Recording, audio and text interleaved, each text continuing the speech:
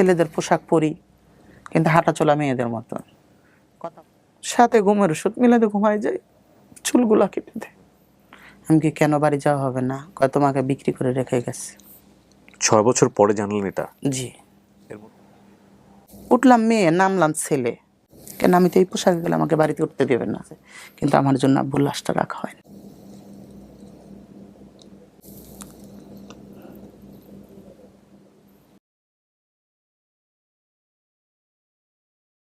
আসসালামু আলাইকুম প্রিয় দর্শক এবং শ্রোতা, আল্লাহ সর্ব অবস্থায় আমাদের সবার মঙ্গল করুন। সবসময়ের জন্য সেই দোয়া এবং শুভকামনা জানিয়ে শুরু করছি লাইফের একটি এপিসোড।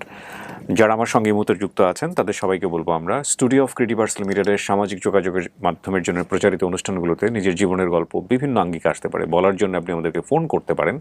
আমাদের ফোন নম্বর হচ্ছে 09639887777। আমি আবারও বলছি 09639887777। এছাড়া আমাদের একটি মেইল অ্যাড্রেস আছে sharemystory24@gmail.com। কথা বাড়াচ্ছি না, কে রয়েছে আমার সঙ্গে, চলুন একটু জানার চেষ্টা করি। নাম কি আপনার? আমার নাম বন্যা ব্যাপারী। বয়স কত? 88-তে জন্ম। সেই হিসেবে আপনার বয়স, ওকে ফাইন। আর জন্ম জেলা? ঢাকা কেরানীগঞ্জ মডেল। ঢাকাতেই জন্ম আপনার বলতে জি। গেলে। শুরু করেন বন্যা। আমার আব্বা আমার আম্মার আগে আরেকটা বিয়ে করে, ওই আম্মার কোনো সন্তানাদি হয় নাই। আমরা আম্মুকে জমি লিখে দিয়ে বিয়ে করে। আপনার মা দ্বিতীয় ওয়াইফ তার? জি। ওকে। আমরা ওই আম্মুর ঘরে 5 ভাই বোন হই। আচ্ছা। আমার বড় ভাই মারপেটে থেকে প্রতিবন্ধী হয়, তারপরে বড় বোন হয়, তারপর আমার এক ভাই আর আমি যমজ হই দুজন। আচ্ছা। আমার পর আমার এক ছোট বোন। তখন আমার ওই ভাইটাকে যে কাপড় চোপড় এনে দেয়, আমাকে সেমে একই কাপড় চোপড় এনে দেয়। আস্তে আস্তে একটু বড় হলাম, স্কুলে ভর্তি করে দিল। তখন তো আমার আব্বার অর্ধেক বয়স হয়ে গেছে, যেরকম বুড়ো হয়ে যায় দাদা নানা যেরকম হয়, মানে এত বেশি বৃদ্ধ হয়ে গেছে? হ্যাঁ। আম্মা ছিল হচ্ছে অ্যাবনর্মাল। 6 মাস মা এরকম পাগলের মতো থাকে, 6 মাস ভালো থাকে আর একটু সরল সোজা। সন্তানকে সামাল করে মা বাপ, আমরা মা বাপকে সামাল করতাম। বড় বোনটার উপরে দখল যায়, তখন কৃষিকাজ করে আব্বু আলু লাগায়, কাঁচামরিচ লাগায়, যে পেঁয়াজ লাগায়, মানে এগুলা নিয়ে উঠাইতে হয়, বাজারে নিয়ে বিক্রি করতে হয়। এগুলা বড় বোনটা অনেকটাই আব্বার হেল্প করে। আস্তে আস্তে বড় বোনটা বড় হলো, বড় বোনটাকে বিয়ে দিতে হবে। তখন আমার এক চাচতো ভাই ছিল, চাচতো ভাই বলে কি, কাকা আপনার মেয়েটাকে আমি বিয়ে করবো, আমাকে বাইরে পাঠায় দেন। তখন আপনি কি করেন? তখন আমি ছোট, অনেক ছোট। হ্যাঁ। ওকে। আমাদের বাড়ি অর্ধেক বিক্রি করে দেয়, বিক্রি করে ওখানে নিয়ে টাকা রাখে। ওকে দেশের বাইরে পাঠিয়ে দিয়ে বিয়ে শাদী দিবে বাইরে? হ্যাঁ, আমার বোনকে বিয়ে দিবে। ওকে। পরবর্তীতে কি করে, আমার বোনকে বিয়ে করে না। ওহো। যে আমার জেঠিমা ছিল, উনি বলতো যে বলে ওর মা হয়েছে পাগল, ও তো পাগলই হবে। আমার মামা খালু দেখাশোনা করে আমার দুলাভাইয়ের কাছে সবরাতের দিন বিয়ে হয়। আপনার ওই বোনের? হ্যাঁ। আমার দুলাভাইটা কানে কম শোনে, একটু সরল সোজা টাইপের। আব্বা লোকের কথা না শুনতো, বোনটার ভালো জায়গায় বিয়ে হতো, আর আমাদের জায়গা জমি যদি বিক্রি না করতো ভালো জায়গায় বিয়ে হতো। তখন আমি ক্লাস 2 এর থেকে পড়ি, বিয়ে হয়ে গেল। আব্বু আস্তে আস্তে আস্তে আস্তে না অসুস্থ হয়ে গেল। আমার বড় ভাইটা তো প্রতিবন্ধী, কোনো কাজ কাম করতে পারে না। আর আমার সাথে যে ভাইটা, সেই ভাইটাও কাজ কাম করে, কোনো বাড়িতে টাকা পয়সা দেয় না। তখন আমি আস্তে আস্তে বড় হতে লাগলাম। আব্বা কি করে, লোকের বাড়িতে নিয়ে কাজে দিয়ে আসে। আপনাকে? আমাকে টাকা দিবে 250 টাকা মাস। মা আমাকে থাকতে দেয় না। মা ওখানে যায় কি করবে, যাবে নিয়ে আসবে। মা সন্তানকে আর কি দূরে দিবে না। তখন তো সংসার আয়ের তো আর কেউ নাই। আবার আরেক জায়গায় দোকানে, 4 দোকানে কাজে দিয়ে দেয় আমাকে। আচ্ছা। 300 টাকা মাস। ওখানে কয়েক মাস কাজ করার পর মা যে নিয়ে আসে, তুই ছোট মানুষ, তুই কাজ কর। আপনার কি লেখাপড়া বন্ধ ওই সময়টাতে? ওই সময়টা লেখাপড়া কোন ক্লাস থাকা অবস্থায় ঘটনা? 2 ক্লাস 2 এর পরে আর পড়াশোনা? 2 এর পরে মনে হয় 3 পর্যন্ত পড়ালেখা করেছি। তারপরে আপনার এই ঘটনা? হ্যাঁ। হ্যাঁ, তারপর? আমাকে মানুষের বাড়ির গরু বাছুর পালার জন্য রাখাল দেয়, এরকম আব্বা আমাকে নিয়ে নিয়ে রাখাল দিয়ে আসতো। টাকা এনে সংসারে যাই হয়, আবার এদিক দিয়ে জমি বিক্রি করে যাই হয়, সংসার তো চালাতে হবে। এরকম করতে করতে করতে করতে বড় হইতেছি, আস্তে আস্তে বড় হইতেছি। নিজের শরীরের পরিবর্তন মনে হইতেছে। তুই বাড়িতে থাকাস কেন, তুই বাড়ির থেকে চলে যাস না কেন? কে বলেন? আপনার সাথে যমজ ভাই? জি, ও কি বড় না ছোট আপনার? আমার বড়। কেন টর্চার করতো আপনাকে? টর্চার করতে আমি তো ওদের মতো না, ছেলেদের পোশাক পরি কিন্তু হাঁটা চলা মেয়েদের মতন, কথা বলা মেয়েদের মতন, চলাচল বেশি মেয়েদের সাথে। চলে যাবে কেন? মানে বাড়ি থেকে আপনি বাড়িতে না থাকেন এটা চাইতো আপনার ভাই? এটা চাইতো। আপনার যে টুইন ভাইটা সে কি আপনার মতো দেখতে? হ্যাঁ, সেম আমার মতো দেখতে। কিন্তু আপনার যেরকম আচরণ ওর মধ্যে সেই জিনিসটা ছিল না? না, ওর মধ্যে স্বাভাবিক ছেলেদের মতো। আপনিও আপনার মতো স্বাভাবিক, সে তার মতো স্বাভাবিক। জি জি।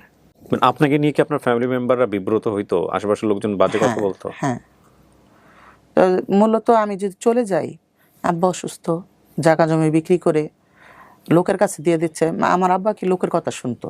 তারপরে কি করলাম, আমি রিক্সা চালাতে লাগলাম। কত বছর বয়স? 16 বছর। রিক্সা চালায় যা পাইতাম পা রিক্সা নিয়ে আব্বার কাছে দিতাম, আব্বার কাছে 5 টাকা চেয়ে নিতাম, কিন্তু দিত না। যখন রিক্সা চালাতে শরীরের ভঙ্গি, শরীরের আকার আলাদা হয়ে যেত, কিন্তু রিক্সা চালাতে টাফ হয়ে যেত, চালাতে পারতাম না। তারপর রিক্সা চালানো বাদ দিয়ে দিলাম। তখন আমাদের রুইতপুর বাজার থেকে 100 আইসক্রিম নেই, গ্রামে হেঁটে হেঁটে বিক্রি করি। আপনার ভাইটা কি করতো তখন পেশায়? আমার ভাইটা তখন কাজ করতো, এমনি কাজ করতো, যা পাইতো, কিন্তু ফ্যামিলিতে টাকা দিত না। আচ্ছা, মানে কি আপনার ফ্যামিলি আপনার টাকা দিয়ে চলতো ওই সময়? হ্যাঁ, তো আপনি আইসক্রিম বিক্রি করতেন গ্রামে? আইসক্রিম বিক্রি করতাম, দেখা যাচ্ছে 100 আইসক্রিম নিলে 50 টাকা লাভ হইতো, এখান থেকে 10-15 টাকা আবার বাকি যেত। তখন আমার মূলত উদ্দেশ্য, আমার টাকা কামাইতে হবে, আমার ফ্যামিলিকে দেখতে হবে। তো আপনার শরীরের মধ্যে এই যে পরিবর্তনগুলো আসছিল, জি আর মানুষজন এই যে আপনাকে যে বাঁকা চোখে দেখে, জি। এইটা নিয়ে আপনি কি করতেন? মানে আপনার নিজের কাছে কোনো উত্তর খোঁজার লজ্জা চেষ্টা হইতো করতেন? না, উত্তর দিতাম না, লজ্জা হইতো, নিজেকে লুকায় রাখার চেষ্টা করতাম। কিন্তু আপনি যে 8-10 জনের চেয়ে আলাদা, জি এইটা আপনাকে কি কোনো মানসিক পীড়া দিত? জি। গ্রামে গ্রামে হাঁটলে ছেলেরা তো বলবেই। তখন কি করতাম, জমিতে ওই যে ধইনা পাতা হয় না, ধইনা পাতা আটি বেঁধে দিতাম, 30 টাকা রোজ। হুম। আমাদের ওখানে দলাশরী নদী, আমাদের বাড়ির পাশে, ওখানে ব্রিজ হচ্ছে, ব্রিজের সুপারভাইজারকে ভাত রান্না করে দিতে হবে, 800 টাকা মাস দিবে। যেখানে আমার টাকা বেশি সেখানে আমার কাজে দিতে হবে। ছোট বোনটা ছোট, ওর লেখাপড়া আছে, ওকে মানুষ করতে হবে, মা তো সামাল করতে পারে না। বড় ভাইটা প্রতিবন্ধী, ওই ভাইটা কাজ করে সংসারে টাকা দেয় না। ওখানে চলে গেলাম, নদী দিয়ে ফেরি দিয়ে লোকজন পারাপার করে, গাড়ি পারাপার করে এই স্ট্যান্ডের পাশেই। ঈদের সময় কি করলো, তৃতীয় লিঙ্গ লোকজন আছে না, ওরা ঈদের বকশিসের জন্য আমাদের অফিসে গেছে, তখন আমি ছেলেদের পোশাকে যাওয়ার পরে ওই যে স্যার ছিল, স্যারের পিছনে যে আমি পলাই গেছি ভয়তে, যদি আমাকে কিছু বলে। তা আমাকে বলছে, তুমি পলাইছো কেন, এদিকে আসো, তুমি তো সুন্দর দেখতে, মেয়েদের মতো, কি করো তুমি এখানে? আমি বলি, এখানে আমি ভাত রান্না করি। কত টাকা দেয়? আমি কাউকে 800 টাকা মাস দেয়। তুমি আমাদের সাথে চলে আসো, তুমি টাকা বেশি কামাইতে করতে পারবা, বেশি টাকা পাবা, বাপ মাকে দেখতে পারবা। আমি বললাম কি, না, আমি তো আপনাদের মতো না। তারপর আবার নদী পার হয়ে ওই পারে বাজার করতে যাইতে হইতো। ওখানে তৃতীয়লিঙ্গের লোক আরেকজন ছিল, সে আবার কি করতো, ওই যে মাছ আসে না ঘাটে, ডাক দেয়, ওখান থেকে মাছ উঠাইতো। আমি আবার মাছ কিনতে যেতাম, বাজার কিনতে, ওনার সাথে দেখা হইতো। তো উনিও বলছে কি, ওখানে এত কষ্ট করিস, 800 টাকা মাস দেয়, তুই টাকা বেশি পাস না, তুই আমার কাছে চলে আয়, আমার জন্মস্থানে এখানে। আমি যদি এখানে এরকম করি, লোকজন আমাকে দেখবে, হয়তো আমার ফ্যামিলিকে বাজে কথা বলবে, বা আমার বোনদের ভালো জায়গায় বিয়ে হবে না। ঠিক আছে, তুই যে কাপড় চোপড় পরে আছিস, তুই এই কাপড় চোপড় পরেই থাকবি। তখন আমি চলে গেলাম ওখানে কাজ করতে। মূলত আমার টাকা কামাই করতে হবে। নবজাতক হলে ওরা যায়, ওদের সাথে নিয়ে যায় আমাকে, বা বিয়ে বাড়ি হলে নিয়ে যায়, বা বাজারে যায় আমাকে নিয়ে যায়, কিন্তু টাকা তো দেয় না। আবার বাড়িতে এনে গরু পালে, গরুর মতো রাখালের মতন আমার কাজ করতে হয়, তাদের বাড়িতে ঘাস কাটতে হয়, গরুর ছাড়িতে পানি দিতে হয়, গরু খাওয়াইতে হয়, ঘাস কাটার এই যে কাটা দাগ সব হাতের মধ্যে। তাদের বাড়ি বলতে ওইখানে কি সবাই তৃতীয় লিঙ্গের? হ্যাঁ। থাকার সিস্টেম, কমিউনিটিটা আসলে কেমন? থাকার সিস্টেম স্বাভাবিক, ঘর দুয়ার বিল্ডিং ঠিকই আছে, কিন্তু ওখানে এক সর্দার থাকে, সর্দারের আন্ডারে থাকতে হবে। 1,000 টাকা ইনকাম করে নিয়ে আসছো, গাড়ি খরচ খাওয়ার খরচ 200 চলে গেল, থাকে কত 800 টাকার থেকে তাকে অর্ধেক দিতে হবে, তোমরা 3 জন অর্ধেক নিতে হবে। আচ্ছা, এই সর্দার আপনাকে কি বেনিফিট দিবে? কিছুই না, তুমি কাজ করে ওই যে পাচ্ছ, এখানে তার কোনো বেনিফিট নেই। সর্দার কি আপনাকে কোনো আশ্রয় দিবে? হ্যাঁ, ওনাদের সাথে থাকতে হবে, ওনাদের কাজকাম করতে হবে, ওনাদের দেখা যাচ্ছে রাতের 12টা-1টা পর্যন্ত ওনাদের হাত পা টিপতে হবে, ওনারা যেভাবে বলবে সেভাবে চলতে হবে।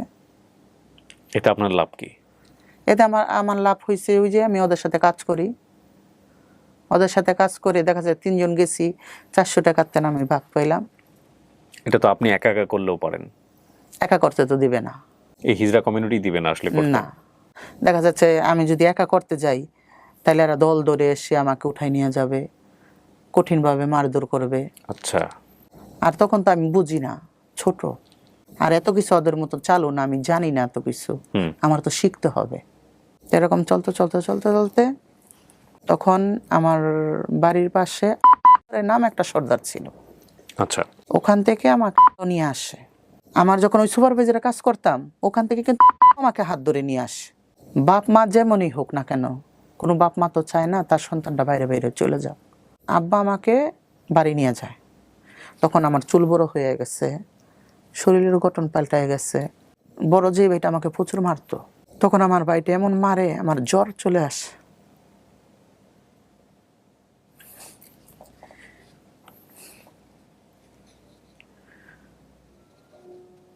আমার মার কাছে জ্বরের ওষুধ এনে দেয়, সাথে ঘুমের ওষুধ মিলাতে ঘুমায় যায়, চুলগুলা কেটে দেয়। এরকম করে মনে করেন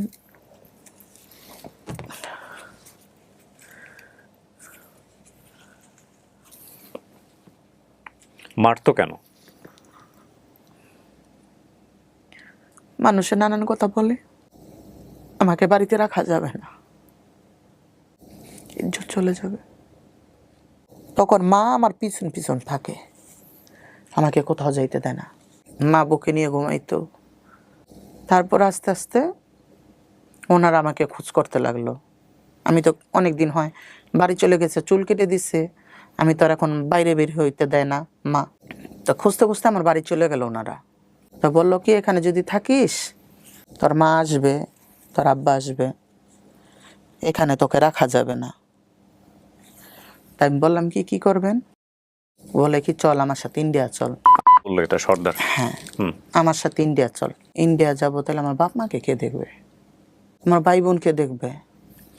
কেন এই রাস্তায় তো আমি চলে আসলাম মূলত টাকা, যদি আমি তাদেরকে নাই দেখতে পারি তাহলে তো আমার দূরে যেয়ে লাভ নেই, তাহলে আমি তোমাদের সাথে থাকবো না।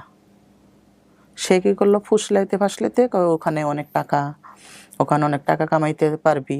তাই আমি ওই টাকা কামাইতে পারবো, কিন্তু আমার বাপ মাকে আমি টাকাটা পৌঁছাবো কী করে? তো বললো যে বলে আমি যাব, আমার কাছে পাঠাবি, আমি তোর বাপ মাকে দিব। ও নিয়ে আমাকে ইন্ডিয়া নিয়ে চলে গেল। গেলেন কিভাবে ইন্ডিয়াতে? বাসে করে গিয়েছি সাতক্ষীরায়, সাতক্ষীরা থেকে ভোমরা বর্ডার। কয়জন গেছেন আপনারা?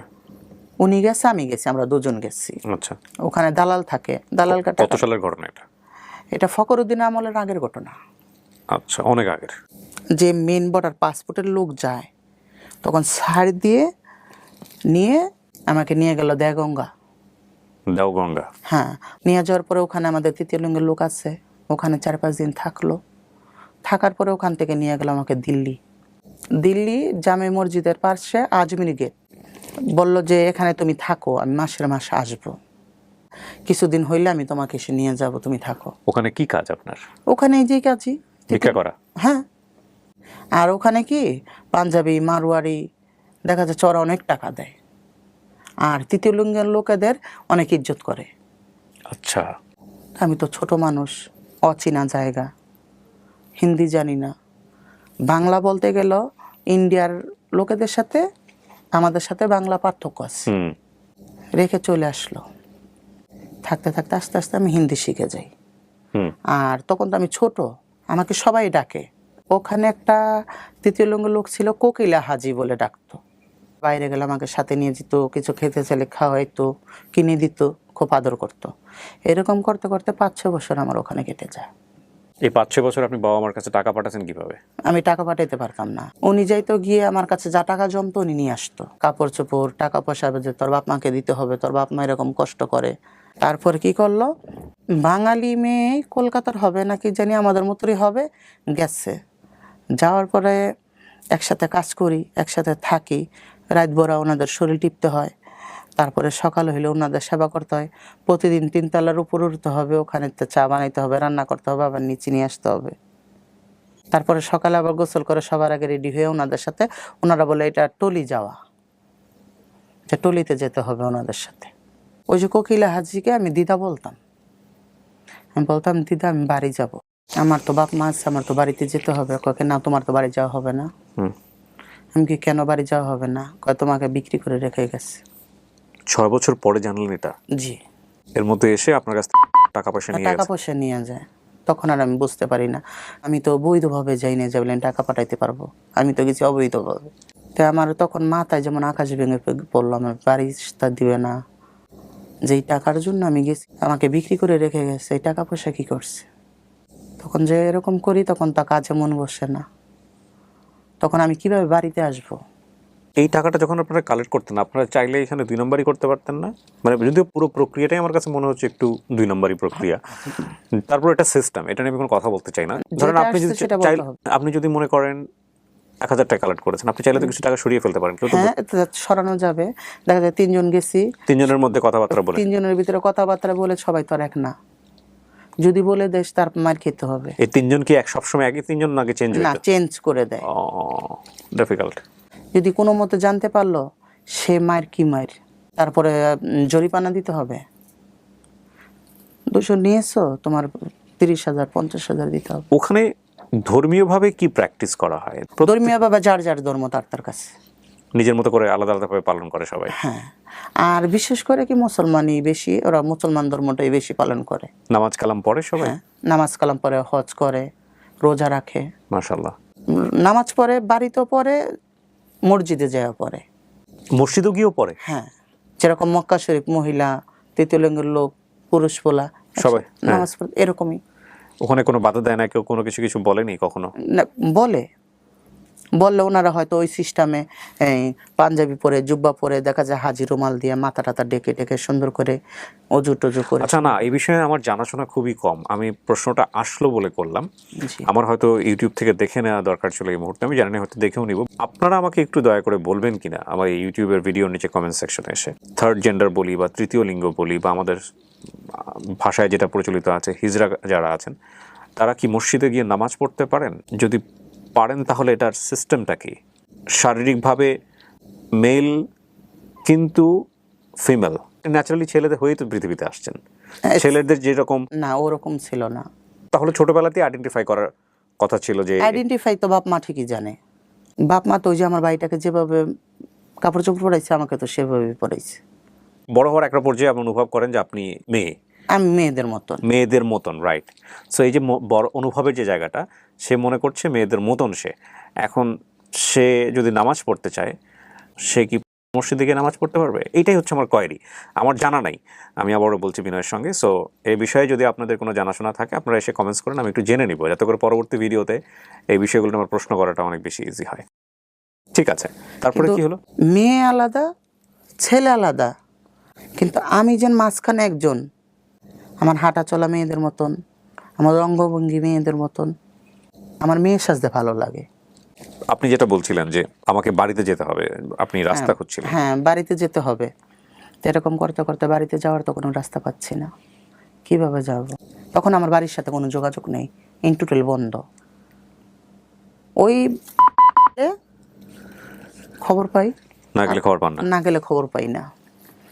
তখন এক ক্ষেত্রে কি করলাম, আমি ওখান থেকে পালাইলাম।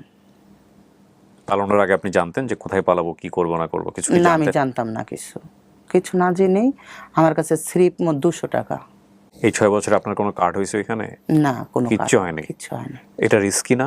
হ্যাঁ, ওখান থেকে পালাইয়া আজমিরি গেটের পাশেই ট্রেন স্টেশন, লোকাল ট্রেনে উঠলাম। লোকাল ট্রেনে উঠে আমি কলকাতা চলে আসলাম। কলকাতা চলে আইসা হাবড়া নামলাম। হাবড়া নামার পর ওখানে আবার আর তিতিলুঙ্গের ঘরে যাই আমি উঠলাম। চিনলেন কিভাবে, জানলেন কিভাবে? ট্রেন টাকা উঠায়, ওনাদের সাথে পরিচয় হলো। আমি কান্না করতেছি, তখন নিয়ে গেল আমাকে রানাঘাট। হ্যাঁ। রানাঘাট, ওখানে বাঙালি আছে, ওদের সাথে কথা বলতে পারি। এরকম করতে করতে ওখানেও টাকা কামাই, সেম একই অবস্থা। টাকা পাইতেছি না তো, টাকা তো খেয়ে নিচ্ছে। সবার সাথে সবার কালেকশন আছে, সবাই সবাইকে চেনে। সবাই সবাইকে চিনে। তো এরকম করতে করতে আবার ওখান থেকে বের হয়ে আমি বর্ডারে চলে আসলাম। আমি তো বর্ডার পার হতে পারবো না, বেলাকে গিয়েছি। তখন আবার ঘুরে দেগঙ্গা চলে গেলাম। জেলা বললাম কি, জেলা আমাকে রাখেন, আমি আপনাদের সাথে কাজ করব। দেবগঙ্গা গিয়ে কাকে বললেন এটা? যে সর্দার থাকে ওনাদেরকে বললাম। আচ্ছা। আর আমাকে সবাই পছন্দ করতো, হয়তো এক জায়গায় গেলে 2 পয়সা আমি বেশি পাবো।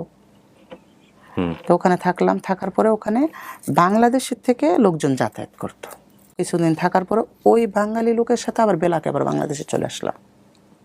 আচ্ছা। বাংলাদেশে চলে আসলাম সাতক্ষীরায়। তখন আমার কাছে টাকা নেই, রাত্র হয়ে গেছে। রাতে আমি কোথায় যাব? ওখানে তো আমার কেউ নাই। সাতক্ষীরা নিউ মার্কেটের ওখানে 4 দোকানে বসলাম। তো 4 দোকানদার আমাকে দেখে বলছে কি, তুমি জায়গায় যাবা? কোন জায়গা? মানে জায়গার সর্দার, সাতক্ষীরার সর্দার। ওকে। তাই আমি বলছি, উনি কি করে? কয় কেন, ওই জায়গায় তৃতীয় লিঙ্গ লোক, অনেক লোক থাকে, তুমি কি যাবা? আমি বলছি হ্যাঁ যাব। তো তখন আমাকে ওনার কাছে নিয়ে যায়। তখন ইরিকা তেরাল দিয়ে এই সমান কাদা, এই কাদা পানি ভাঙ্গা আমার এক চকের মাঝখানে উনি বাড়ি করছে, গোলপাতার একটা ঘর। গিয়ে দেখি ওনার ওই জায়গায় পুরুষ পোলারা বাজে নিশা করে, কেউ গাঞ্জা খাচ্ছে, কেউ মদ খাচ্ছে। ওখানে আমার থাকতে হবে। কেন, আমার তো টাকা নেই, আমি বাড়ি আসবো কি করে? সাতক্ষীরার থেকে একটু দূরে বাজার, ওখানে আবার ওনার শিষ্য মেয়ে থাকে। তো ওনার শিষ্য মেয়ে প্রতিদিন ওনার কাছে যায়, যে কাজ করা, দোকানে টাকা উঠানো, হয়তো বেবি হইলে ওখান থেকে টাকা আনা, বিয়ে বাড়ির থেকে টাকা আনা। উনি সকালে যায়, কি করে, নিউ মার্কেটের ওই পাশে হোটেল আছে সোনারগাঁও, ওখানে বসে ওই বাড়ির থেকে যারা থাকে আসে, আইসে একসাথে কাজ করে। উনি আর ওই বাড়িতে যায় না, উনি ওনার বাড়িতে যাওডাঙ্গা ব্যাক করে। তাই আমি বললাম কি, নানু আমি তো এখানে থাকবো না, তাহলে ওনার সাথে চলে যাই। উনির সাথে সকালে আসবো, আমি কাজ করে দিয়ে ওনার কাছে চলে যাব। কয় না, যাওয়া যাবে না, তোমার এখানেই থাকতে হবে। তো ওখানে থাকি কষ্ট করে, গ্রামে যাই। যাওয়ার পর এরকম করতে করতে বোমরা বর্ডারের এই পাশে আমরা গ্রামে ঘুরি। এক বাড়িতে বাচ্চা হয়েছে, মেয়ে বাচ্চা, ওখানে আমি গিয়েছি। যাওয়ার পর এর লগে বাজে করে গালাগালি করতেছে, টাকা দিবি না কেন, এই সেই হাবি যাবি বলতেছে। তাই আমি বললাম কি, দেখো, মানুষ যদি টাকা আপোষে না দেয়, জোর করে তো টাকা নেওয়া যাবে না। ভালোভাবে বলো, আজকে হয়তো না হাতে না থাকতে, যে রাজা ব্যক্তি তার হাতে তো টাকা থাকে না। তাকে যদি আমি মাথায় বাড়ি দিই, সে আমাকে এখন টাকা দিতে পারবে? ওনার 500 টাকা দেওয়ার 200 টাকা দেওয়ার ক্ষমতা, আমি 500 টাকা চাইলে তো পাবো না। তখন তো 1000 টাকা ইনকাম করলে কি খুশি। বলছে কি, তোমার এত দরদি, তাইলে তুমি তো এই কাজ করতে পারবা না, তুমি আসছো কেন? তুমি পারলে গিয়ে নাও। ওর ওই বাচ্চার যে দাদি হয়, ওই দাদিকে আমি ঘরে নিয়ে গেছি। ঘরে নিয়ে যাওয়ার পর আমি বললাম, দেখেন টাকা ছাড়া তো যাবে না, তা আপনি পারলে কিছু টাকা দেন। আজকে যদি আপনার মেয়ে হতাম, তো নিশ্চয়ই আপনি আমাকে খাওয়াতেন, কিংবা আপনার ছেলে হলেও খাওয়াইতেন। না পারতে বিয়ে দিতে কি করতেন, খাওয়াইতে হইতো না। তা আপনার মেয়ের মতন আমি, কিছু টাকা দেন, আমরা চলে যাই। তখন ওই মহিলাটা ধার করে 2000 টাকা দিয়েছে, আবার একটা কাপড় দিয়েছে। তো দেওয়ার পরে আমরা ওই গ্রামে যতক্ষণ ঘুরছি, ওই মহিলাটাও আমাদের সাথে সাথে ঘুরছে। তাই আমি বলছি, আপনার সাথে সাথে ঘুরতেছেন, তা আপনি বাড়ি চলে যান, আমরা তো চলে যাব। তুমি আমার মা বলছো না, আমি তোমার যেতে দেব না। Very sweet memory. আমার তো কোনো মেয়ে নাই, আমার একটা ছেলে, প্রাইমারি স্কুলের মাস্টার। তখন আমার নিজের কাছে আনইজি ফিল হচ্ছে, কি করলাম আমি। তাই ওনার কপালে চুমু দিয়ে আমি বললাম কি, মা আপনি যান, আমি অমুক জায়গায় থাকি, আপনি যায়েন আমার কাছে, আপনার মেয়ের মতন আমি করব। ওই বাড়ির পাশে ওনার বোনের বাড়ি। তখন কি করলো, কিছুদিন পরে দুপুরে খাওয়া দাওয়া করে আমি ঘুমিয়ে আছি, তো পোলাপানে ডাকতেছে, বন্যা আপা আপনার মা আসছে। তা আমি বলছি আমার মা ঢাকার থেকে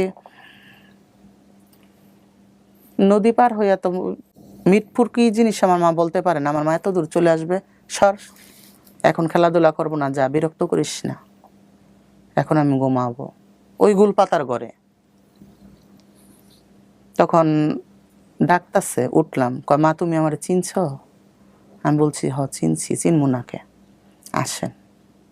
ওনারে নিয়ে আসলাম, ওনাকে রাখলাম, নিজের টাকা দিয়ে বাজার করে ওনাকে খাওয়ালাম, বাজার করে ওনাকে মার্কেটিং করে দিলাম আমি। এখন বলছে মা তোমার আমি নিতে আসছি, এখন আমি তো আর যাই না। আমি বলছি ঠিক আছে আপনি যান, আমি আরেক সময় যাব। তারপরে ওনার হাজবেন্ড উনি আসছে আমাকে নেওয়ার জন্য। এখন ওনার হাজবেন্ডকেও আমি মার্কেটিং করে ওনাকে বিদায় করে দিচ্ছি, আমি আর ওখানে যাই না। লজ্জা হচ্ছে, আমি ওখানে কি বলবো, কিভাবে যাব, আমি এরকম মানুষ, লোকে কি বলবে। তারপর ওই প্রাইমারি স্কুলের মাস্টার আর তার বউ আসছে আমাকে নিতে। তখন আমি বললাম ভাবি আমি যাব, আমি সকালে যাব, আমি বিকেলবেলা কিন্তু চলে আসব, আমি কিন্তু থাকবো না। কয় ঠিক আছে তুমি বিকালবেলায় চলে এসো, বিকেলবেলা চলে এসো। কিন্তু ওই মহিলার চেহারা আর আমার চেহারা এক চেহারা। আর ওই মহিলা বাড়ি গিয়ে বলছে যে আমার এক ছেলে আর এক মেয়েও হয়েছিল আমার বাপের বাড়ি এরকম, ওই মেয়েটাকে এরা নিয়ে গেছে ঢাকায়। 5-6 বছর পরে খোঁজে খোঁজে আমার খোঁজে খোঁজে বাড়ি আসছে, সবার সাথে এটা যে প্রচার করছে, সবাই জানতেছে আপনি তার মেয়ে, সবাই জানতেছে আমি তার মেয়ে। তখন আমি গেছি ওনাদের বাড়িতে, ওই সর্দার বংশ ওনারা, ওনাদের আশেপাশে যে বাড়িঘর আছে ওনার এই সব আত্মীয় স্বজন। এখন পুরো বাড়ি ভর্তি হয়ে গেছে আমাকে দেখতে। ছোট মার মেয়ে এসেছে, এখন লজ্জায় তো আমি ঘর থেকে বের হই না। আমি বিকালবেলা ওখান থেকে চলে আসছি। তারপর আস্তে আস্তে আবার গেলাম, আবার আসলাম, ওনারও আসলো গেল, এরকম করতে করতে ফ্রি হয়ে গেছি। এখন আমি ওখানকারই মেয়ে, ওনারই মেয়ে। আপনার মার কাছে যান নাই বাড়িতে? না, এখনো পর্যন্ত যাইনি। আমি ছোট থেকে তো ভালোবাসা পাইনি, তো ওখানে আমি একটু ভালোবাসা পাচ্ছি। ওই ভালোবাসাটি আমার কাছে অনেক কিছু। তার ছেলে মেয়েরা কেনাকাটা করে দিতাম, তাদেরকে কেনাকাটা করে দিতাম, তারাও আমাকে দিত, আদর করত।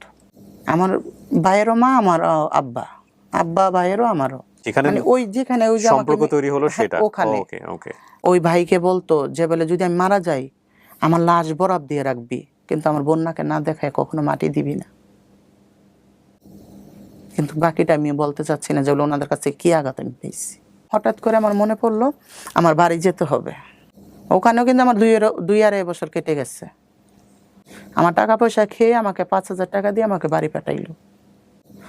তখন আমি কি করি, গাড়ির থেকে নেমে বাড়ি আসি, ব্যাগের ভিতরে আমার ছেলেদের প্যান্ট, ছেলেদের গেঞ্জি, ছেলেদের টি শার্ট, ক্যাপ আমার ব্যাগে। ওই গাড়িতে বসে আমি পোশাক চেঞ্জ করি, উঠলাম মেয়ে, নামলাম ছেলে। কেন আমি তো এই পোশাকে গেলে আমাকে বাড়িতে উঠতে দেবে না। আর ওখানের পরিস্থিতি কী আছে তা তো আর আমি জানি না। আমি ফিরলাম 6 বছর, এখানে 2.5 বছর, প্রায় 9 বছর পর। 9 বছর পর। তো ওখানে গিয়ে দেখি কি আমার মা একদম আমার জন্য বদ্ধ পাগল, তাকে সিমেন্টের খামের লোকে তালাদা রাখতে হয়। আব্বা একদম বয়স হয়ে গেছে, বাড়িতে মানুষের জন্য থাকা যায় না, সবাই আমাকে দেখতে আসতেছে, অমুকের ছেলে অমুকের মেয়ে এরকম সুন্দর হয়ে গেছে। আমার শরীরের রোগ দেখা যেত। আমি যখন পোশাক পরে রাস্তাতে হেঁটে যেতাম মনে হইতো কি জন্তু যাইতেছে। আমি তৃতীয় লিঙ্গের হয়ে গেছি। তারপরে কি করলাম, আমি চলে আসলাম সেই সাতক্ষীরা চলে আসলাম, কিন্তু মোবাইলে 7 টাকা 8 টাকা মিনিট কাটে, বাড়িতে কন্টিনিউ আমি যোগাযোগ করি। দেখা যায় 4-5 মাস থাকলাম, 4-5 মাস টাকা নিয়ে আর কারো কাছে টাকা দিই না, টাকা নিয়ে বাড়ি চলে আসি। বাড়ি এসে আব্বার কাছে টাকা দিই, আব্বার সংসার চালায়। তাই 4-5 দিন থাকলাম, আবার চলে গেলাম। ওখান থেকে টাকা কামাইতে তখন আমার বড় যেই ভাইটা, ওই ভাইটাকে বিদেশ পাঠাবে। আব্বার জমি বিক্রি করলো, আবার আমিও কিছু টাকা দিলাম, ভাইটাকে সৌদি আরব পাঠালাম। ফখরুদ্দিন আমলে আব্বু স্ট্রোক করলো। তখন অবরোধের সময় আব্বু স্ট্রোক করছে, হসপিটাল ভর্তি, তখন আমি ঢাকা আসি। তখন আব্বুর টাকা পয়সা দিয়ে চিকিৎসা করালাম। চিকিৎসা করার পরে ডাক্তার বলল আর ভালো হবে না, প্যারালাইসিস হয়ে গেছে। তখন বাড়ি নিয়ে গেল। বাড়ি নিয়ে যাওয়ার পরে এখন আমি তো আর বাড়ির থেকে কোথাও যাব না। তখন বড় বোন আমাকে বলল যে তুই যদি বাড়ি থাকিস তে আব্বু চিকিৎসা কীভাবে চলবে, সংসার কীভাবে চলবে। তখন আমি বললাম কি তাইলে এই নাম্বারে যদি আমাকে ফোন দাও তাইলে তুমি পাবা। তুই যা। তখন আমি ওখানে যা কাজ করি, টাকা পাঠাই, আব্বুর চিকিৎসা হয়, সংসার চলে। আব্বু 18 দিন 19 দিন পরে মারা গেল। মারা যাওয়ার পরে আমার সন্ধ্যার দিকে ফোন দিছে। দেওয়ার পর আমি তখন তো হরতাল অবরোধ, ফখরুদ্দিনের আমল। আমি সারা রাত গাড়িতে ছিলাম। আস্তে আস্তে সকাল 10টা বাজছে আমার বাড়িতে গেছে, কিন্তু আমার জন্য আব্বুর লাশটা রাখা হয়নি।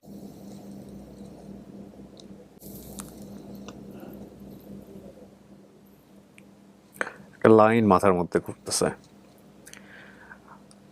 এটা সম্ভবত কোনো কবিতার line, I don't know.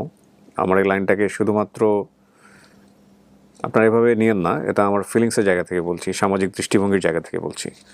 Not like যে তার জন্মকে আমি প্রশ্নবিদ্ধ করছি on the basis of nature, because প্রকৃতির কাছে আমরা সবাই সমান।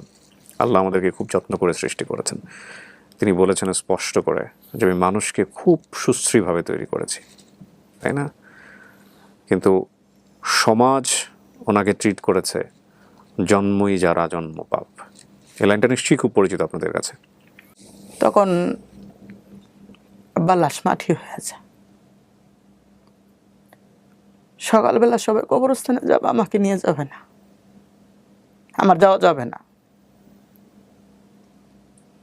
আমি কি তাদের সন্তান না? তারপর আমি কবরস্থানে গেলাম, কি আব্বার কবর জিয়ারত করলাম। জিয়ারত করার পরে 4 দিনের খরচ করলাম আব্বার। আমি যদি খরচ করি কোনো মানুষ আসবে না। তখন আমি টাকা দিয়ে আসলাম আমার বড় ভাইয়ের কাছে, যে প্রতিবন্ধী। টাকা দিয়ে কাপড় আমি চলে আসলাম, ভাই তোমরা খরচ করো, আমি চলে যাই। যাতে কেউ না জানে এই টাকাটা আপনার। যাতে কেউ না জানে এই টাকাটা আমি দিচ্ছি। আর ওই যে ভাই বিদেশ পাঠাইছে, ওই ভাই ওই দেশের সরকারের ছেলে, কারোর সাথে যোগাযোগ নেই। ওখানেও টাকা কামাচ্ছে, ওখানেও খাচ্ছে, ওর বউ আছে, ওর একটা বাচ্চা আছে। আব্বা মারা গেছে অসুস্থ, কোনো খোঁজ খবর নেই। চলে আসলাম বাড়ির থেকে, আমাদের বাড়ির পাশে, রুদপুর বাড়ির পাশে ওই গেলাম। যাওয়ার পরে বললাম নানু দূরে থাকি, আব্বা মারা গেছে, মরা মুখটা আমি দেখতে পারি নাই, মাটা কখন মরে যাবে দেখতে পারবো না, আমাকে তোমাদের কাছেই রাখো। সে রাখবে না। দিল্লিতে বিক্রি করে দিয়ে আসছিল।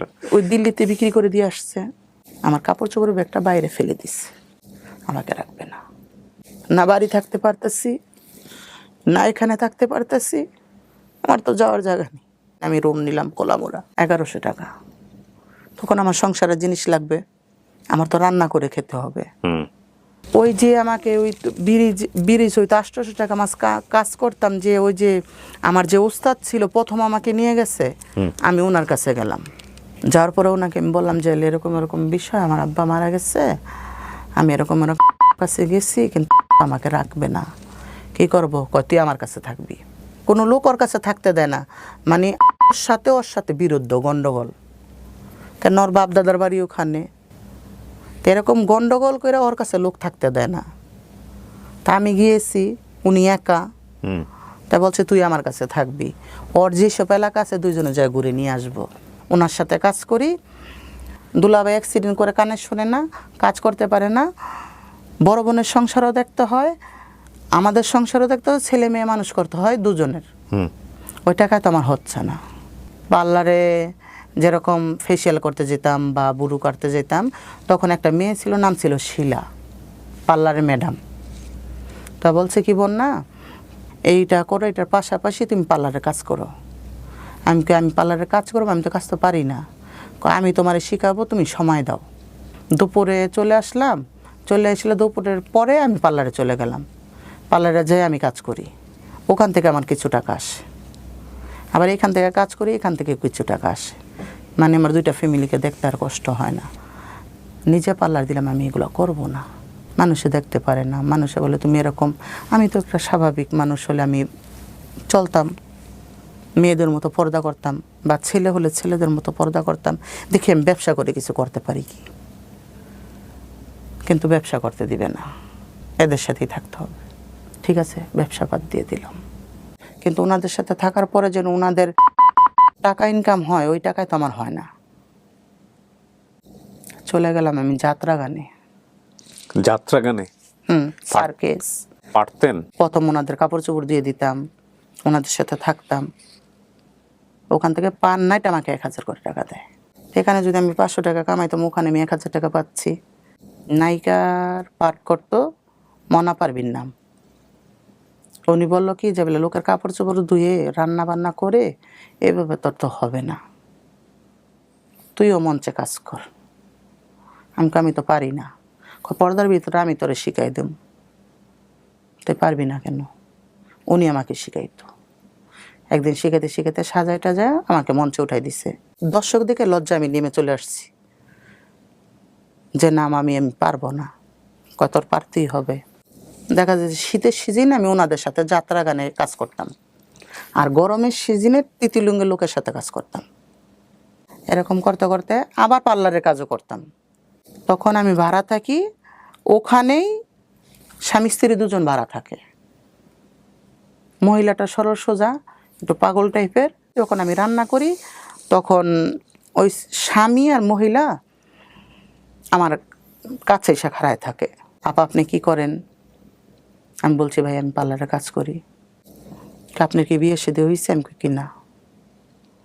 বলছে আপনার সন্তান আছে? আমি বলছি না। ওনার ওয়াইফকে বলছে নার্গিস তোমার যদি বাচ্চাটা হয় আপাকে দিয়ে দিও। তখন অবাক হয়ে গেলাম, কেন আমার নেই দেখে কি আপনি আমাকে উপহাস করতেছেন? বলছে না, আমি আগে বিয়ে করছি, আমার আগের বউর বাচ্চা কাচ্চা আছে, এর আমি পরে বিয়ে করছি। এর আগে একজন বাচ্চা হয়েছিল, ও তো ওরকম স্বাভাবিক না, বাচ্চাটা মারা গেছে। আমি কই ভাই আমার ছেলে মেয়ে দরকার নাই, আমার কিছু দরকার নাই, আপনি যান। তা কয়েকদিন পরে বলছে কি আপা আমি তো দেশে যাব, ধান ক্ষেত করব, নার্গিসকে যদি আপনার কাছে রাখতেন আমি দেশের টেনে ধান টান লাগায় চলে এসে আবার ওরে নিয়ে যেতাম। আমি বলছি ঠিক আছে থাকবে, ওর যখন কেউ নাই আমার কাছে থাকবে। তা আবার ওই মাঝে মধ্যে আইসা আমার ঘরে টিভি আছে, টিভি দেখে, রান্না করলে কিছু দিলে খায়। তাই আমি ওর কাছে তথ্য নিতেছি। আমি বলছি উনি কি হয় তোমার স্বামী? তাই ওনার সাথে কীভাবে বিয়ে হয়েছে? এরকম এরকম আমার দাদু আমাকে সম্পত্তি লিখে দিয়ে গেছে, সম্পত্তি লোভ আমাকে বিয়ে করছে। তাই তোমার স্বামী যেন তোমার বাচ্চাটা দিয়ে দিতে চাইতেছে, তুমি কি দিয়ে দিবা? বলছে হ্যাঁ আপা দিয়ে দিম। আমি কি বাচ্চাটা নিলে তো আমি এভাবে নিব না, আমি নিলে লেখাপড়া করে নিব। কয় ঠিক আছে দিয়ে দিব। তখন আমার বাচ্চাটার দিকে একটু আগ্রহ হলো। আগ্রহ হওয়ার পরে ওরা আমি একটু ভালো মন্দ খেতে দেই, রেখে চলে গেল। সে আর আসে নাই, কেন নিজের যন্ত্রণা বাঁচতেছি না, আর এক যন্ত্রণা কপালে আমার জুটে গেল। কিন্তু ওর প্রেগনেন্ট অবস্থা, ওর খরচ বেশি। এরকম করতে করতে যখন বাচ্চাটা হলো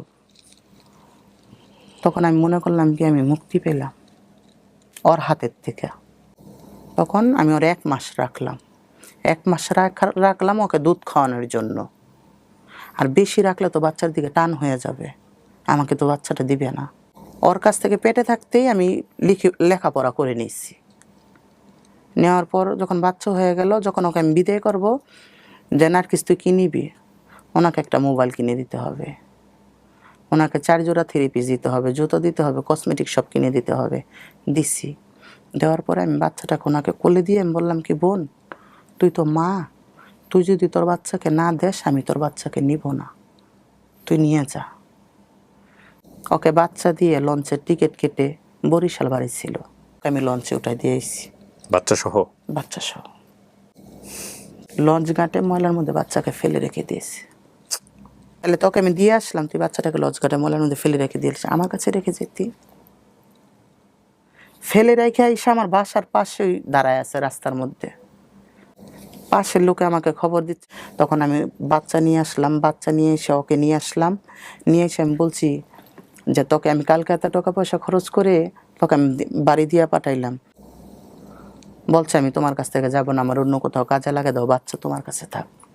তাহলে তুই কি কাজ করবি? কেউ তো তোকে কাজও নিবে না, আর বাচ্চার সাথে তো তোকে আমি রাখবো না। স্বামীও নাই? না, স্বামী তো ওই যে ফেলে রেখে গেছে ওই। তখন কি করলাম, বাচ্চা রাখলাম, বাচ্চা রেখে ওকে আমি বিদায় করে দিলাম, যা কখনো তুই আমার কাছে আসবি না। বাচ্চা তো রাখবে না, একটা এর আগে একটা হয়েছে, মারা গেছে, মেরে ফেলছে, এইটাকেও মেরে ফেলবে। তাইলে আমি 8-9 মাস তোর পিছনে শ্রম দিয়ে কষ্ট করে আমার কিলাপ হইলো, তুই যদি বাচ্চাটা মেরে ফেলিস। হুম। যদি তোর টাকা পয়সার কোনো কিছু প্রয়োজন থাকে, দূরে থাইকা তুই আমার কাছে চাবি, আমি তোকে দেব, কিন্তু কখনো তুই বাচ্চার কাছে আসতে পারবি না। ছেলে না মেয়ে? ছেলে। তখন আমি কাজের লোক রাখলাম ওর জন্য, রাত্রে আমি রাখবো। এরকম করতে করতে ছোট বোনটার বিয়ে ঠিক হয়। ছোট বোনটার বিয়ে হয়ে যায় বাড়ির পাশে, থাকলো কে মা, ন্যাংরা ভাই। তখন ওই বাড়িতে আমি দোচালা একটা ঘর দিই, যে আমি বাড়িতে গেলে ওই ছোটো বোনটা বাড়ির পাশে বিয়ে হয়েছে, বাচ্চাটা দেখবে, আমি সুন্দর কাজ করতে পারবো। তখন ঘর ছেড়ে আমি বাড়িতে চলে যাই। এখন বাড়িতে গিয়ে বাড়ির থেকে আপ ডাউন করি। আমার প্রতিবন্ধী ভাই আমার ছোট বোনকে বুদ্ধি দিতেছে যে তুই বাপের যতটুকু সম্পদ পাবি অতটুকু সম্পদ বিক্রি করে আর মাস সম্পদ বিক্রি করে তোর স্বামীরে বিদেশ পাঠাই দে, কিন্তু বন্যারা জানানো যাবে না। ওই প্রতিবন্ধী ভাই ওর জায়গা তো আগেই বিক্রি করে ফেলছে, ওরকম করে আমাকে না জানে মার জায়গা ওর জায়গা বিক্রি করে ওরা 2 লাখ টাকা দিচ্ছে। তখন সৌদি আরবে ফ্রি ভিসা বন্ধ, 8 লাখ 9 লাখ টাকা লাগে বিদেশ যেতে। তখন বিদেশ কিভাবে যাবে 2 লাখ টাকায়? আর নানির বাড়ির সম্পত্তি ন্যাংরা ভাই লিখে নিয়ে গেছে। আপনাকে কিছুই দেয় নাই? না, লিখে নিয়ে যে আমাদের কাছে বিক্রি করে টাকা এনে খাইছে। অথচ ওই ন্যাংরা ভাইকে বিয়ে করাইছি আমি। ছোট বোন ঋণ করে তার স্বামীরে বিদেশ পাঠাইছে। এখন ছোট বোনের সংসার, বড় বোনের সংসার আমার কাঁধে। ছোট বোনের কাছে ছেলেকে রেখে কাজে যাই, 2-2.5 বছর হয়ে যায়। আমি বাড়ি থাকতে পারি না সমাজের মানুষের জন্য। তখন আমি আমার বাড়ির পাশে আবার বাড়ি থেকে চলে আসলাম, বাইরে চলে গেলাম। যাওয়ার পর সৌদি আরবের ভাই বাড়ি আসলো। বাড়ি এসে আমাকে বলে যে আমার 1 টাকার তোর 1 লাখ টাকার সমান, কেন তোর অবৈধ টাকা কামানো। তখন ভাইয়ের সাথে তো আমি উত্তর দিতে পারি না। এর মধ্যে আবার ওই বিদেশ ব্যাক করে 6 মাস থেকে, ওখানে গিয়ে বিরাট বড় অ্যাক্সিডেন্ট করে। বিদেশ থেকে ভাই বাজে বিহেভ করে। যখন ভাই আমাকে বাজে বিহেভ করে, সমাজ আমাকে বিরোধী, তখন আমি আত্মহত্যা করতে চাই। হয়তো আমি সমাজের বোঝা, আমি কে, আমি কি, কারো কাছে আমি ঠাঁই পাচ্ছি না কেন। তখন আমি 20টা ট্যাবলেট একসাথে খাই। ছেলে সারাদিন খেলা করছে দুলাবালি দিয়ে খেলা করে আমার পাশে গিয়ে বসে আঙ্গুল খাইতেছে। আমি আবার পাশে বান্ধবী কইতাম, বান্ধবী বলছি যে আমি যদি মরে যাই আমার ছেলেটাকে এতিমখানায় দিয়ে দিস, আর যদি আমার ছোট বোন নিতে চায় তাহলে আমার ছোট বোনকে দিয়ে দিস। চল তো বন্যারে দেখে আসি। আমার ওই বান্ধবী পরে আমাকে দেখতে আসছে, আইসা দেখে কি আমার কোনো জ্ঞান নেই। পরে আমাকে হসপিটাল নিয়ে যায়, কিন্তু হসপিটাল নিয়ে যাওয়ার পর আমার ভাই বোন কেউ আসে না আমাকে দেখার জন্য। যে আমাকে দেখতে আসিস নি, আমার ছেলেটা ছোট, তোর আমার ছেলেটাকেও নেসনি, তাইলে আমার টাকা পয়সা ভালো লাগে, আমি ভালো লাগি না। ঠিক আছে, আমাকে ছাড়া যদি তোরা ভালো থাকতে পারিস ভালো। এর মধ্যে আম্মা মারা গেছে, তাহলে এখানে তো আছে বড় ভাই, ছোট বোনের স্বামীও কামাই করে, আমিও কামাই করি। আমার কাছে 6-7 বছর রেখে মেয়ে বিয়ের উপযুক্ত হয়েছে, মেয়ে যে এবার এসএসসি দিবে। বোনের মেয়ে? বোনের মেয়ে। ওনাদের সংসার সব সাজায় দিছি। আপনার নিজের কোনো সংসার হয়নি? আমার কোনো সংসার। আপনার ছেলেটা কোথায়? আমার ছেলেটা মাদ্রাসায়। মাদ্রাসায় পড়ান ওকে? জি। আপনি কি চান, ওকে হাফেজ বানাতে চান? ওকে আমি হাফেজ বানাইতে চাই। ও কি জানে ওর গল্পটা, ওর মায়ের গল্পটাও জানে? না। জানে না। ওর মার যোগাযোগ করছিল আপনার সঙ্গে? না। কখনোই যোগাযোগ করে নাই? ওই আপনাকে মা ডাকে? মা ডাকে আমাকে। তো বলে না আমার বাবা কোথায়, বা ওরকম 8-10টা ছেলের মতো তো বড় ওই হচ্ছে। যখন ওই ছোট বোন যখন আমার কাছে থাকে, তখন ছোট বোনের পরিচয় দিয়ে আর জন্ম নিবন্ধন আর সব কিছু ছোট বোনের। ও, ছোট বোনের স্বামীকে আব্বু বলে, ছোট বোনের স্বামী। আপনি জিজ্ঞেস করুন তোমার মা কয়টা? 2টা। তুমি তার ছেলে আমাকে দিয়ে দিচ্ছে মানুষ করার জন্য। এভাবে জানে সে? এভাবে জানে, কিন্তু ছেলেকে আদর করে। বোনের জামাই ছেলেকে আদর করে। আমি হিসাব করছিলাম 88-তে জন্ম হলে আপনার 37 থেকে 38 বছর বয়স। হ্যাঁ। একটা প্রশ্ন করি আপনাকে, জি। কেন বললেন এই গল্প? লক্ষ লক্ষ মানুষ দেখবে আপনাকে ইউটিউবে। আসছি মানুষকে জানানোর জন্য যে মানুষের জীবনটা কিভাবে চেঞ্জ হয়েছে। আপনার জীবন যে এরকম, এটা তো আপনার কোনো হাত নাই। কিন্তু কেউ আমাকে কখনো বুঝলো না, এটাই।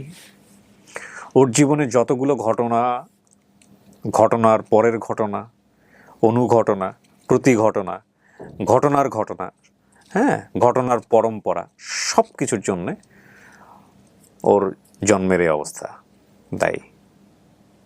ওর গল্পতে যা আছে, যতটুকু সত্য আছে মিথ্যা আছে, সেটা আল্লাহ ভালো জানেন, উনি ভালো জানেন। এবং ওইটুকুর জায়গা থেকে আমরা বলতে পারি সব কিছু একটা জায়গাতে এসে থেমে গেছে। আপনি দেখেন স্কুলে যাওয়ার পরে স্কুল যাওয়াটা হলো না, শুধুমাত্র লিঙ্গ অবস্থার কারণে তার কোনো ফিউচার হলো না, বিভিন্ন রকমের বৈষম্যের শিকার হলো, পরিবার হলো না, সমাজ হলো না, আদর হলো না, ভালোবাসা হলো না।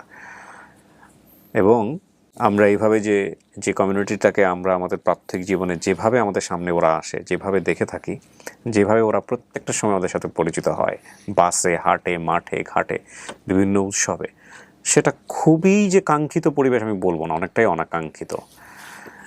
কিন্তু এই মানুষগুলোর গল্প আছে, প্রত্যেকেরই গল্প আছে, যে গল্প জানলে আপনার জায়গা থেকে তাদের সাথে খারাপ ব্যবহার করা কিংবা তাদেরকে নিয়ে যে আসলে কিছু করা উচিত, সমাজের একটা কালেকটিভ এফোর্ট থাকুক, এই চিন্তাটা অন্তত আপনার মাথার মধ্যে জন্মগ্রহণ করবে। আমি এই কমিউনিটির অনেককে নিয়ে কাজ করেছি, অনেকভাবে আমি তাদের গল্প এনেছি। আমি জানি দিন শেষে সবার গল্পই শুধুমাত্র এই একটা কারণে কেন জানি থেমে যায়, একটা কারণে সবার সাথে সবার গল্প কেন জানি মিলে যায়। এবং এই অবস্থার পরিবর্তন ঘটানো খুবই জরুরি, খুবই জরুরি। এবং আমি মনে করি এই অবস্থার পরিবর্তন ঘটতে হলে সবচাইতে গুরুত্বপূর্ণ হচ্ছে আমাদের দৃষ্টিভঙ্গির পরিবর্তন। আমি হয়তো আমার জায়গা থেকে একটা ক্ষুদ্র কন্ট্রিবিউশন রাখতে পারি এই গল্পগুলো আপনাদের সামনে এনে, সেটা কি কোনো পরিবর্তন আদৌ করে কিনা ওইভাবে দেখা যায় না। কিন্তু আমি মনে করি এক্সাম্পল সেট করতে হবে বিভিন্ন স্টেক হোল্ডারদের, সমাজ নিয়ে যারা কাজ করছেন, যার যার অবস্থান থেকে কাজ করছেন। খুব সাম্প্রতিক সময়ের একটা উদাহরণ দিয়ে আমি গল্পটা আজকে শেষ করতে চাই। উত্তরার মাইলস্টোন কলেজে যে ভয়াবহতম অনাকাঙ্ক্ষিত ঘটনাটি ঘটে গেছে, বিমানাশ্রে পড়ে যে শিশুগুলো মারা গেছেন, সেখানে সেই শিশুগুলোর জন্যে একদল এরকম তৃতীয় লিঙ্গের মানুষ গিয়েছিলেন তাদেরকে রক্ত দেবার জন্য। এবং তাদের আকুতি ছিল, আমরা তো কিছু করতে পারি না, আমরা আসছি রক্ত দেবার জন্যে। আমরা সমাজে কন্ট্রিবিউশন রাখতে চাই, এই রাখতে চাওয়ার জায়গাটাকে আমাদের প্রসারিত করতে হবে, আমাদের দৃষ্টিভঙ্গি বদলাতে হবে। দে আর হিউম্যান বিং লাইক আস। এই পরিবর্তনটা যদি আমরা করতে না পারি, এটা নিঃসন্দেহে আমাদের জন্য লজ্জার। আমি আপনাকে ধন্যবাদ জানাই, আপনার এই গল্পটা আমার কাছে অন্যরকম একটা অনুভূতির জন্ম দিল। এত প্রতিকূল পরিস্থিতির মধ্যে আপনি যেহেতু নিজেকে টিকে রাখতে পেরেছেন, আপনি তো যোদ্ধা, এবং আপনি সামনেও টিকে থাকবেন ইনশাআল্লাহ, ভালো থাকবেন। আপনার এই গল্পটা যারা নিজেকে অনেক বেশি অসহায় মনে করে তাদের জন্য অনুপ্রেরণা হয়ে থাকবে। আর আমি আপনাকে ধন্যবাদ জানাই যে আজকে আপনি আসছেন। আপনার ছেলে অনেক বড় হোক, সে বড় হয়ে আপনাকে মায়ের মতো দেখুক এবং আপনার দুঃখে পাশে থাকুক, এই কামনায় শেষ করছি। আমার ছেলের জন্য সবাই দোয়া করবেন, আমিও সবার জন্য দোয়া করব, আপনাদের জন্য দোয়া জি করব, আলহামদুলিল্লাহ। প্রিয় দর্শক এবং যাতে শ্রোতা, ওরা আমি কোরআনের পাখি বানাইতে পারি। অনেক দোয়া থাকলো। প্রিয় দর্শক এবং শ্রোতা, আমরা শেষ করছি আজকের মতো। সবাই অনেক ভালো থাকুন। লাইফের এই গল্পটি আপনার জীবনে যদি কোনো প্রভাব ফেলে থাকে এবং আপনি যদি মনে করেন আপনারও গল্প আছে, যে গল্পটি সমাজকে জানিয়ে আপনি একটি মেসেজ দিতে চান, নিঃসন্দেহে আপনি যোগাযোগ করতে পারেন আমাদের ইমেইলে কিংবা ফোন নাম্বারে। আসসালামু আলাইকুম। আসসালামু আলাইকুম।